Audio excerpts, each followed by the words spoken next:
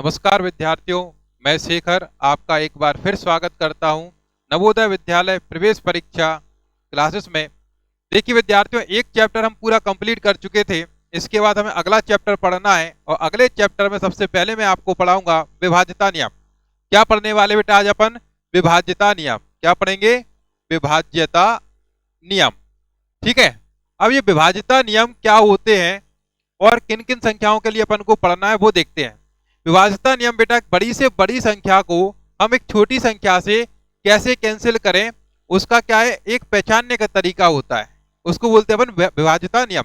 अब ये विभाज्यता नियम अपन को 2 का पता होना चाहिए, 3 का पता होना चाहिए, 4 का, 5 का, 6 का, 7, 8, 9, 10 और 11, इतने तक आपके सिलेबस में।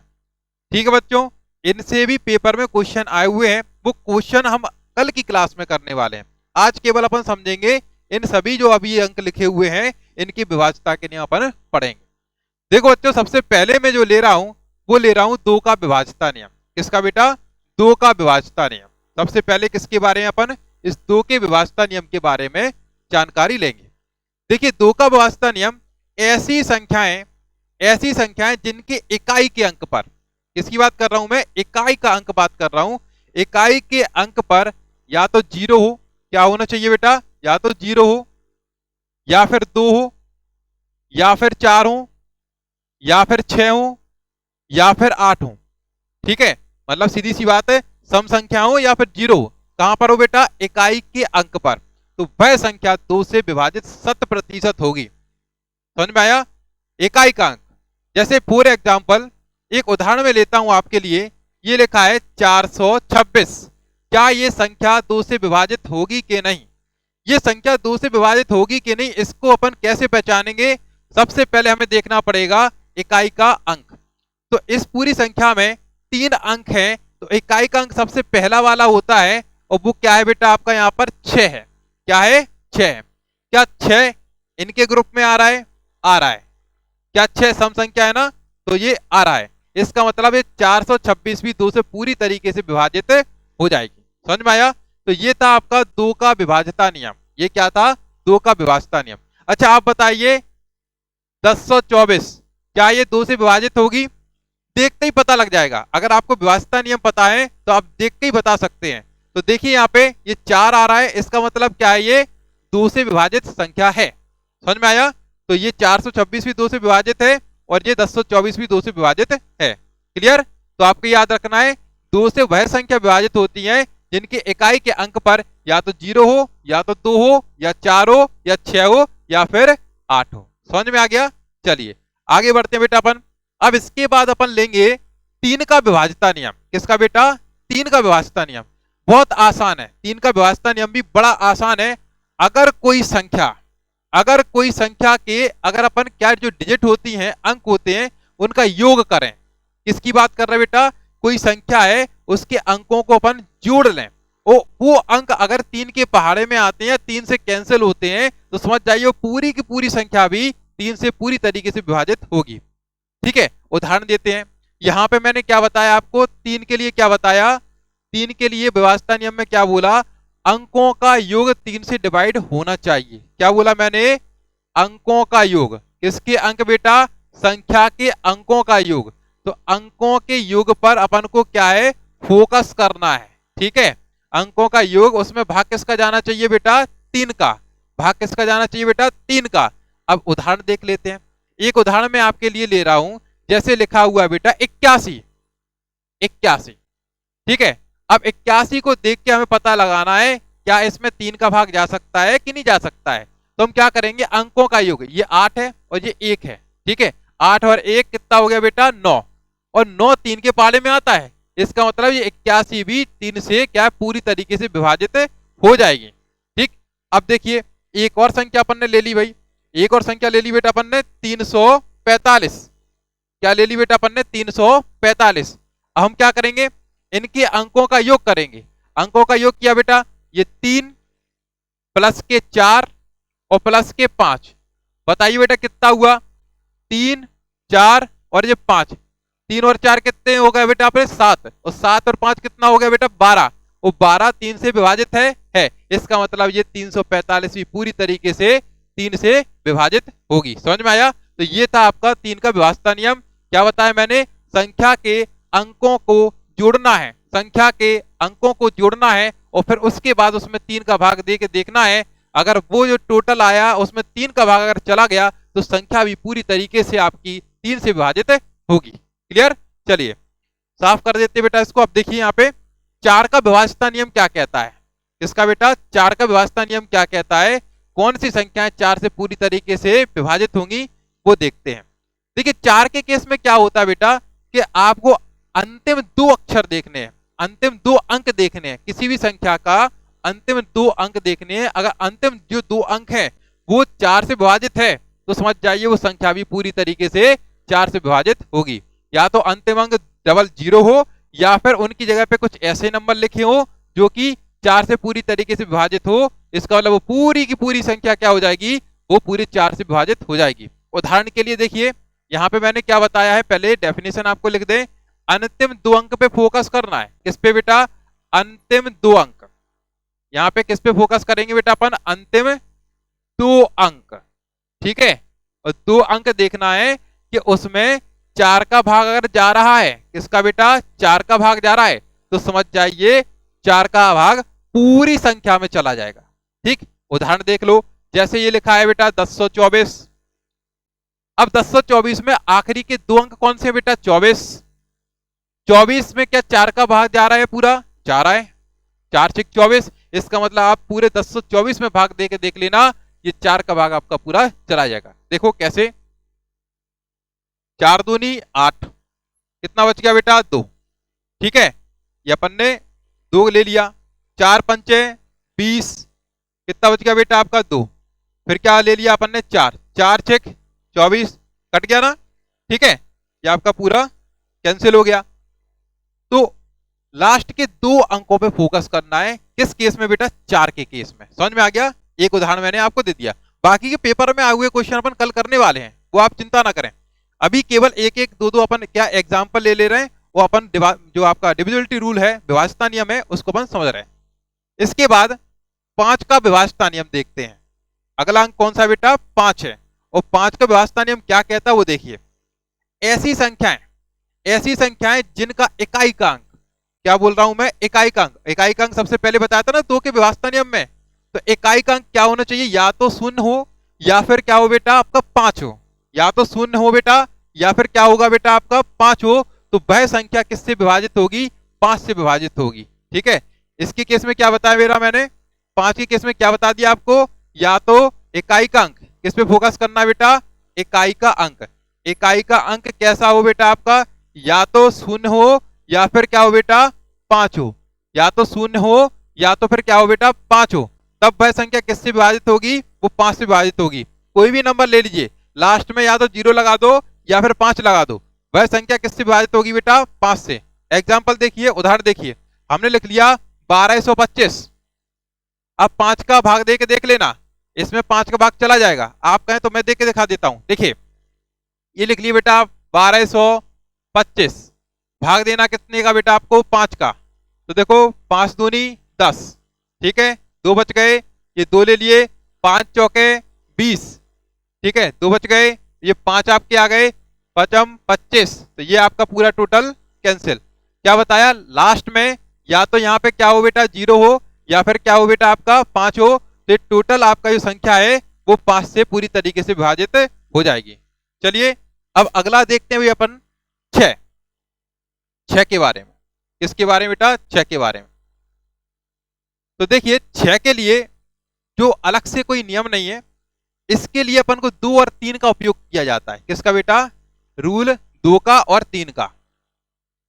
2 के विभाज्यता नियम और 3 के विभाज्यता नियम का प्रयोग किया जाता है। क्या कहा जाता है बेटा यहाँ पे?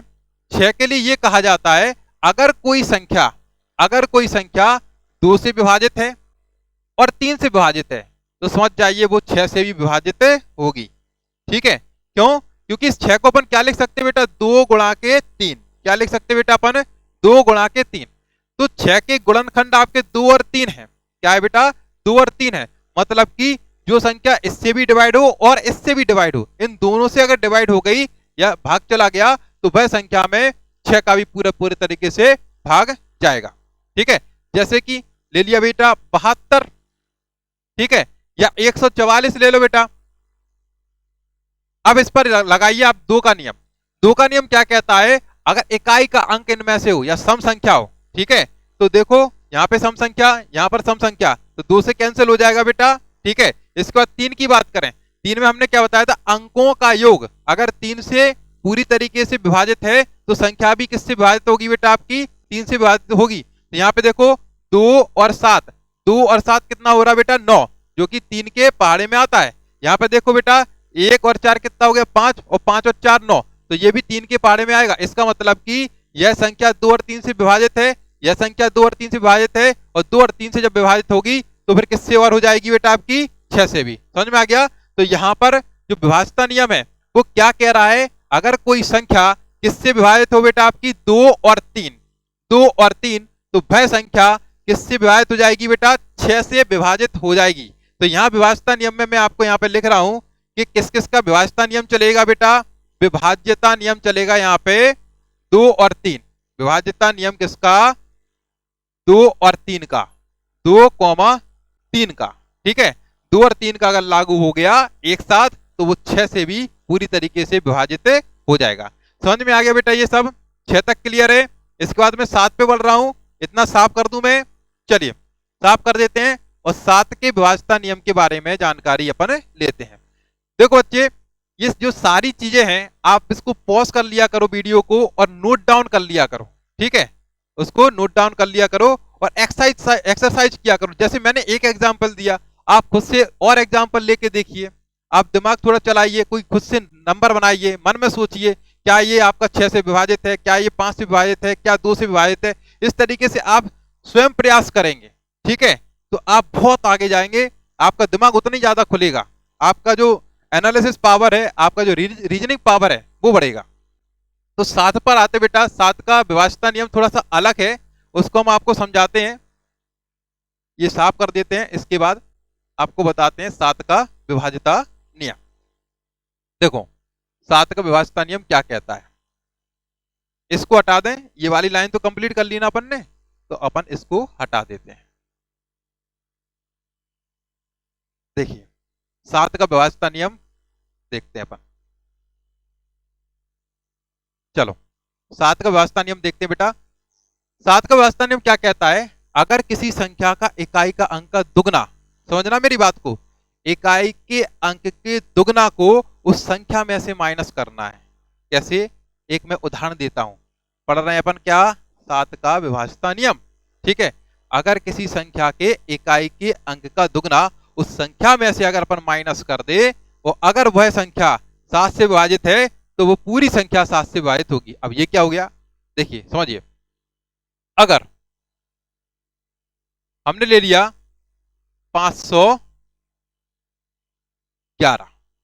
क्या ले लिया बेटा 511, और हमें ये पता लगाना है क्या ये 7 से विभाजित है कि नहीं। तो हम क्या करेंगे, इसमें इकाई का अंक क्या है बेटा, यहाँ पे इकाई का अंक बेटा आपका ये 1, ये वाला, इसका दुगना क्या करना बेटा अपन को, इसका दुगना कितना हुआ बेटा 2, इस 2 को माइनस करना इस संख्या में से, 511 में से माइनस करना बेटा इस 2 को।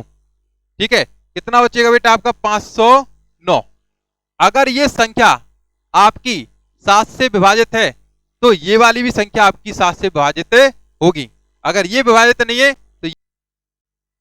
तो अगर 7 का डिवाइड लगा के देखें, अच्छा ये थोड़ा यहां पे सुधार कर लें, ये मैं आपको बताना चाहता हूं, यहां पे मैंने गलती से ये बोल दिया कि उस संख्या में से माइनस करना है, उस संख्या में से माइनस नहीं करना है, बाकी की बची हुई जो संख्या है उसमें से। इसका दुगना तो अपन कर रहे हैं ना, ये 2 आ गया, इसको माइनस करना है इसमें से, 51 में से बची हुई जो संख्या है उसमें से माइनस करना है। तो 51 माइनस के 2 कितना आ गया बेटा आपका 49। क्या 49 7 से विभाजित है। तो 7 से विभाजित अगर ये है तो ये पूरी भी संख्या आपकी क्या है 7 से पूरी तरीके से विभाजित होगी। आप 7 का भाग इसमें देके देख लीजिए, समझ में आया। ठीक है, तो ये आपका 7 का विभाज्यता नियम था। इसके बाद अपन बढ़ेंगे बेटा 8 के विभाज्यता नियम पे। देखिए 4 के विभाजता नियम में अपन ने अंतिम 2 अंकों का प्रयोग किया था। कितने का? अंतिम 2 अंकों का प्रयोग किया था। उसमें बोला था कि अंतिम 2 अंकों में अगर 4 का भाग चला जाए, कितने का? 4 का भाग चला जाए तो पूरी संख्या में फिर 4 का भाग चला जाता है। अब यहाँ 8 के केस में क्या होगा बेटा? अंतिम 3 अंक। अपन ऐसा क्यों कर रहे हैं? अंतिम 3 अंक यहाँ पे क्यों ले रहे हैं और वहां पे 2 अंक क्यों लिए थे? उसका रीजन है, उसका रीजन यह है कि हम 4 को 2 की घात में किस तरीके से लिखेंगे। 4 को 2 की घात में किस तरीके से लिखेंगे बेटा? अपन 2 की घात 2। 4 को क्या लिखते बेटा? अपन 2 की घात 2, ठीक है। और 8 को कितना लिखेंगे बेटा? अपन 2 की घात 3। तो यहाँ पे कितने अंक लेते अपन? लास्ट के 2। यहाँ पे कितना लेना पड़ेगा भाई? 3, ठीक है।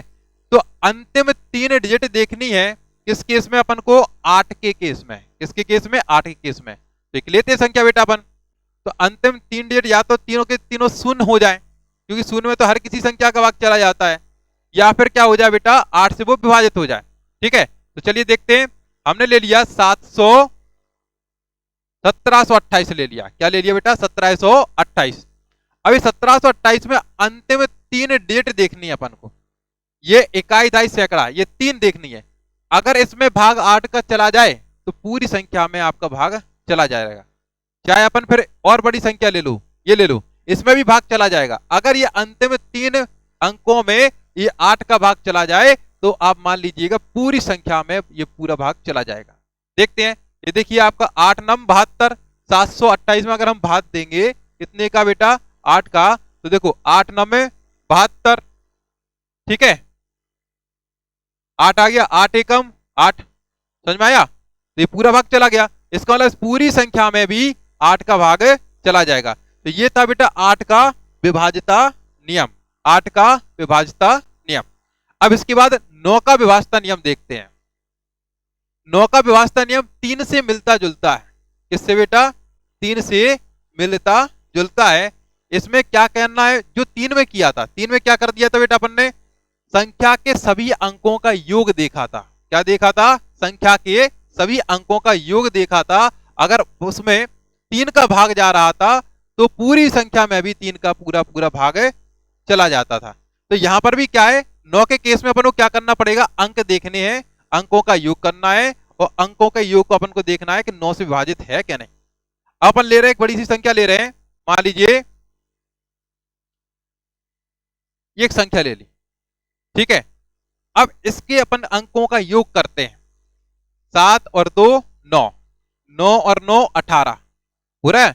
और 18 क्या 9 के पारे में आता है? आता है। इसका मतलब ये पूरी की पूरी संख्या किससे विभाजित हो गई? ये 9 से विभाजित हो गई। क्या करना है? केवल अंकों का योग। एक बड़ी सी संख्या और ले लेते हैं, ये ले ली। अब हमको चेक करना है क्या इस संख्या में 9 का भाग जा सकता है। तो क्या करना पड़ेगा बेटा? ये 1 प्लस का 2 प्लस के 5 प्लस के 8 प्लस का 1 और प्लस का ये 0 करके देखते हैं। 3 और 5 8, 8 और 8 16 और 1 17 हो रहा है। 17 9 के पारे में नहीं आता है, तो यह संख्या 9 से विभाजित नहीं होगी। यह संख्या 9 से विभाजित नहीं होगी। तो इस तरीके से अपन चेक करते हैं कि संख्या 9 से विभाजित होगी कि नहीं होगी। 10 का बड़ा आसान है। अगर किसी संख्या के अंतिम अंक 0 हो जाए, अगर किसी संख्या का लास्ट जो डिजिट है, अंतिम अंक है, इकाई का जो अंक है, वो अगर 0 है तभी उसमें 10 का भाग जाएगा, अन्यथा नहीं जाएगा।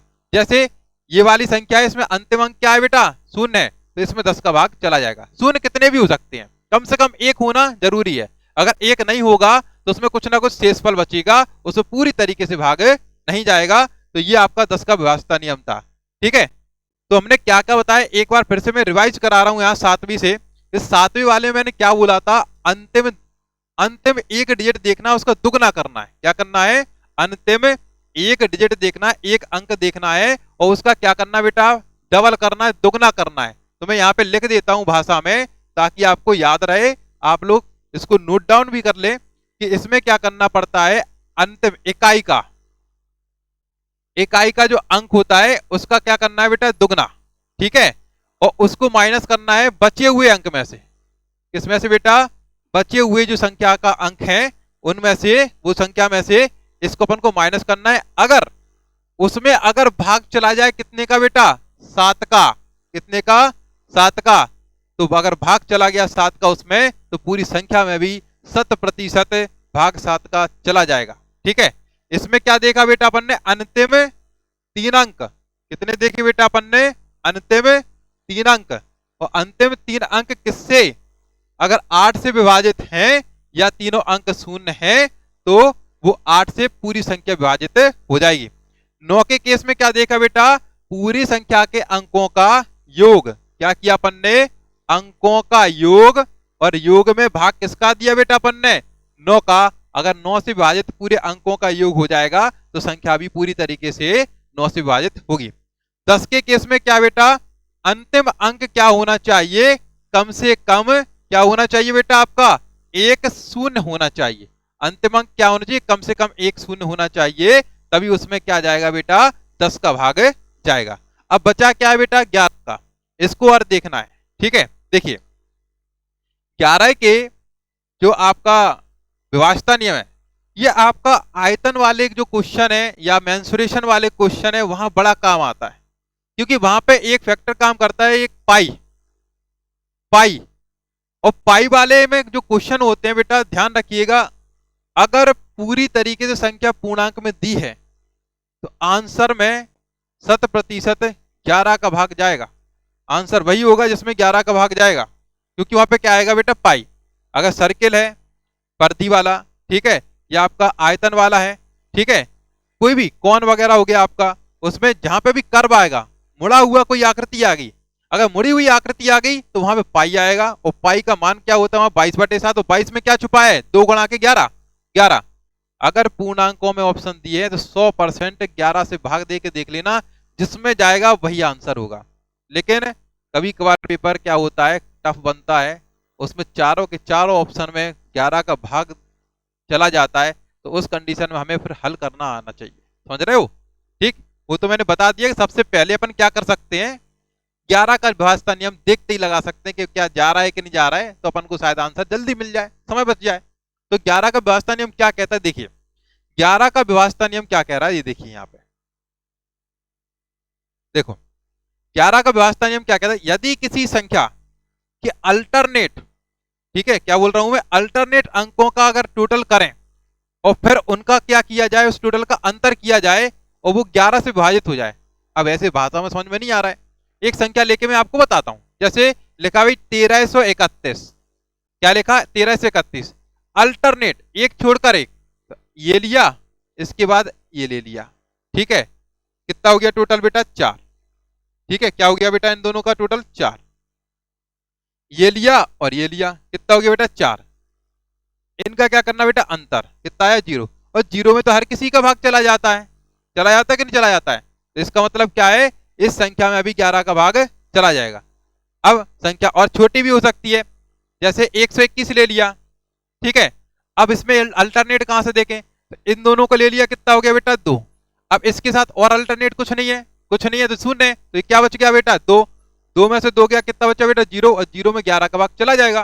ठीक, यहाँ पे कोई संख्या भी बच सकती है, अगर 0 बच गया तो अच्छी बात है, 0 में तो हर कोई संख्या का भाग चला जाता है। अगर कोई संख्या बची, उस संख्या में 11 का भाग चला जाए, तो संख्या ये वाली संख्या में भी 11 का भाग चला जाएगा, अन्यथा नहीं जाएगा। ठीक है, एक और संख्या ट्रायल करके आपको बताते हैं, इसको मैं साफ कर दूं, यहाँ पे आपको बताता हूँ एक और संख्या जिसमें 11 का भाग नहीं जाए। ठीक है, लगाते हैं, देखो एक रैंडमली मैंने एक अंक सोच लिया और मैंने लिख दिया, आपको चेक करना है और मेरे को भी चेक करना है क्या उस पर 11 का विभाज्यता नियम काम कर रहा है कि नहीं कर रहा है, मतलब 11 से विभाजित वो हो रही है कि नहीं हो रही। देखिए एक नंबर लिख दिया मैंने, ये नंबर लिख दिया, अब चेक करना है 11 से विभाजित है कि नहीं, तो हम क्या करेंगे, अल्टरनेट इसको ले लिया और इसके बाद एक छोड़ के यार, कितना टोटल हो रहा है, 5, ये नंबर का 5, 5 और 4 9, 9 और 3 12 लिख लिया। ठीक है, यहाँ पे अल्टरनेट 6 और 4 10, 10 लिख लिया। इन दोनों का अंतर कितना है बेटा, 2। अब 2 में 11 का भाग देंगे तो नहीं जाएगा, 2 शेषफल ही बचेंगे, इसका मतलब ये पूरे नंबर में भी 11 का भाग नहीं जाएगा। ये अंतर अगर 11 या उसका कोई मल्टीपल आता तो फिर इस पूरी संख्या में 11 का भाग जाता, अन्यथा। ठीक है बच्चों, तो उम्मीद करता हूं विभाज्यता नियम आपको पूरे क्लियर हो गए हैं, 1 से लेके मैंने 11 तक बताए, हर एक संख्या का विभाज्यता नियम आपको बता दिया है। इन विभाज्यता नियम का अपन क्या प्रयोग करेंगे कल आने वाले क्वेश्चंस में, कल कुछ क्वेश्चंस हम कराएंगे जो आपके प्रीवियस ईयर में नवोदय विद्यालय प्रवेश परीक्षा में पूछे गए हैं, ठीक है, उनको अपन करवाएंगे। ठीक है, तो कल वाली क्लास में मिलते हैं, तब तक के लिए नमस्कार, धन्यवाद।